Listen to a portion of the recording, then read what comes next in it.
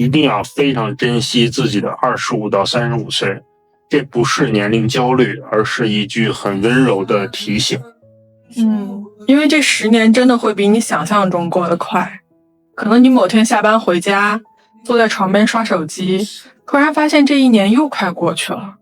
可你想调整的作息，想学的东西，想离开的关系，好像还是停在那里。对，那一刻最难受的不是自己又大了1岁，而是你发现好像有很多时间都被内耗、拖延、不值得的人和事慢慢拿走。所以这一期我们想聊聊为什么25到35岁很珍贵，以及怎么不把最好的几年消耗在不值得的人和事上。先说清楚，我们不是想制造年龄焦虑，也不是说25岁以后就必须拼命成功，35岁以后人生就没机会了，不是这样的。其实我觉得25到35岁之所以珍贵，是因为很多人从这个阶段开始真的要为自己负责了。对，以前很多事情可能还有学校、家庭、环境推着你走，但到了这个阶段，你会开始自己决定住在哪里，和谁来往，做什么工作，怎么花钱，怎么照顾身体。也会慢慢发现，生活不是突然变好的，身体、能力、关系、钱、情绪状态都是一点点攒出来的。而且这10年很特别的一点是，你通常已经有了一点选择能力，也还有相对充沛的身体和精力。你可以学习，可以试错，可以调整，也可以重新开始。所以珍惜25到35岁，不是逼自己活成别人眼里的成功人士。对，不是说你一定要怎样，而是别让自己长期待在消耗里。因为消耗很安静，它不会一下子把你推倒，但会一点点拿走你的力气。你以为只是又熬了一个夜，又忍了一次委屈，又拖了一次改变，又为了一个不值得的人难受了一晚上。但几年过去，他们会慢慢变成你的状态。你会发现自己累了，钝了，不太相信自己了，也不太敢为自己做选择了。这个点其实挺真实的，很多人不是没有想过变好，是一直被一些东西拉住。我们可以慢慢看几个场景。第一个是在消耗关系里待太久。你明明知道这段关系让你越来越累，对方不太珍惜你的感受，你也越来越不像自己，可你还是不舍得离开。可能是怕孤独，怕重新开始，也可能是心里总觉得再等等吧，也许会变好。但它最消耗人的地方是，你把很多晚上都花在等消息、猜态度、反复解释自己。明明是2个人的关系，最后却变成你一个人的内耗。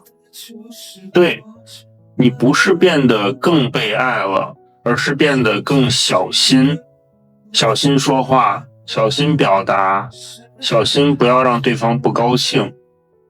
第二个场景是在没有成长的工作里待太久。每天都很忙，也很累，可是回头看，好像没有积累新的能力，只是越来越熟练地处理重复的事情，越来越熟练地忍耐。我懂，它不是那种立刻让你崩溃的累，而是一种很慢的消耗。你不一定讨厌它到马上想走，但你能感觉到它没有让你变强，只是让你变疲惫。而且很多人会卡在这里，觉得换工作太难了，重新开始太麻烦了，再等等吧。可是时间就是在一次次再等等里过去的。第三个是把太多时间花在讨好别人上。不敢拒绝，不敢表达需求，别人一不高兴，你就开始反省自己是不是哪里做错了。朋友找你帮忙，你明明很累也答应；同事把事情推给你，你明明不舒服也忍着。亲密关系里，你总是先照顾对方的情绪，最后才想起自己。久了以后，你会发现自己的时间和精力都被切得很碎，你照顾了很多人，却很少真正照顾自己。第4个是忽视身体，这个特别常见，仗着年轻，熬夜、乱吃、不运动，觉得没关系，反正现在还能扛。但身体真的会记账，你会慢慢发现自己没那么容易恢复，情绪更容易低落，稍微忙一点就觉得整个人被掏空。是的，但这里我觉得也要补一句，不是说你必须立刻变成健康达人，只是至少不要长期透支自己。那可以怎么做？我们不讲那种很大的逆袭计划，就讲几个今天能开始的小动作。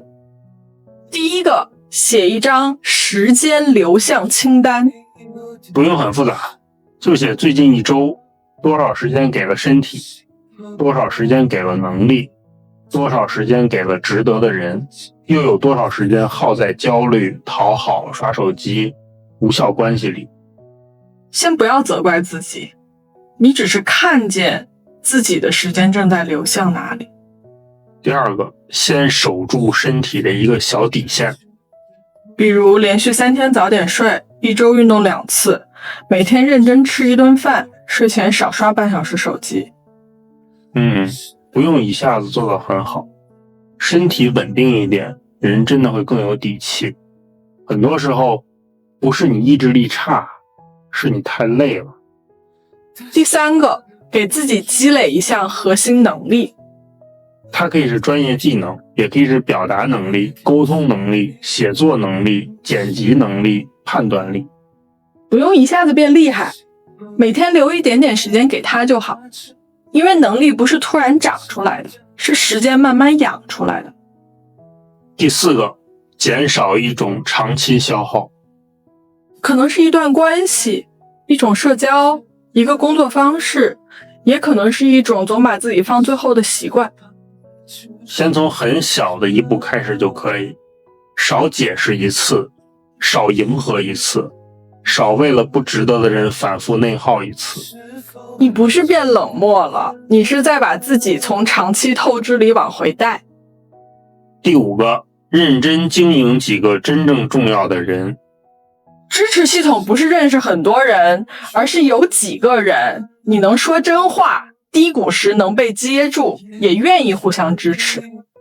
可以从主动联系一个老朋友开始，认真回复一次关心，或者和一个值得的人保持稳定连接。说白了，生活的底气不只是钱和能力，也包括你知道自己不是一个人硬扛。所以25到35岁很珍贵，但它不是用来恐吓你，它是在提醒你，时间真的走得很快，所以别再随便消耗自己。你不需要一下子把人生过得很漂亮，也不需要马上证明什么，但可以从今天开始，少浪费一点，少消耗一点，少委屈自己一点。如果今天晚上你愿意做一个小动作，可以写一句话，我最近的时间主要流向了哪里？